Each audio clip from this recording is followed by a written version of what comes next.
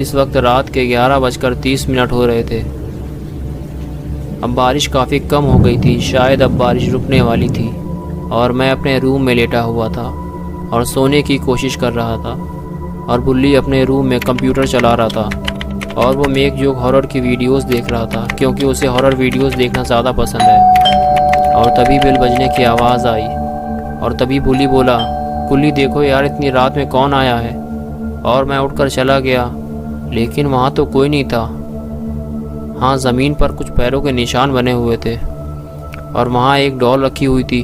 बुल्ली ने पूछा, कौन आया है गुल्ली? मैंने कहा, भाई कोई नहीं, बस ये डॉल ही रखी हुई थी। बुल्ली ने कहा, लेकिन ये डॉल हमारे दरवाजे पर कौन रख गया है और क्यों? हो सकता है कि बाद में वो इसे लेने आए। मैंने कहा, लेकिन मैं इसे अपने रूम में नहीं रखूँगा, न जाने यह डॉल किसकी है। बुल्ली ने कहा, ठीक है, तुम इसे यहीं छोड़ दो। और फिर मैं अपने रूम में चला गया। बुल्ली भी अपना काम करने लगा।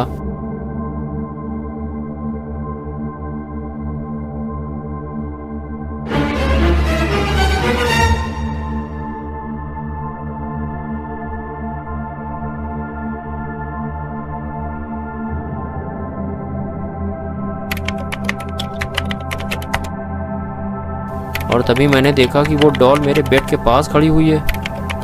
और तब मैं उस डॉल को बुल्ली के पास लेकर गया और बुल्ली से कहा, तुमने इसे मेरे रूम में क्यों रख दिया भाई?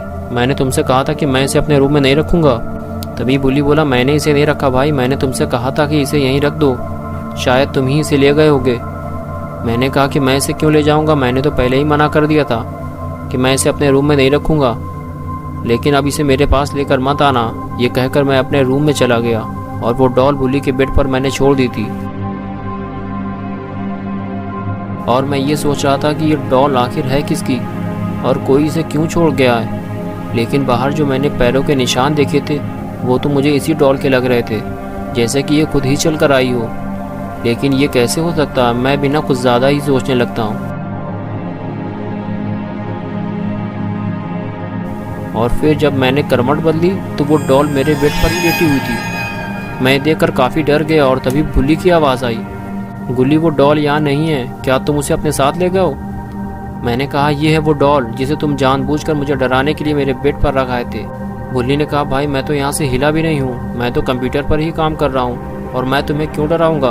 मैंने कहा, ठीक है, अब मैं इसे स्टोर रूम में बंद करने जा रहा हूँ। ये कहकर मैं उस डॉल को स्टोर रूम में ले गया और मैंने उसे वहीं बंद कर दिया।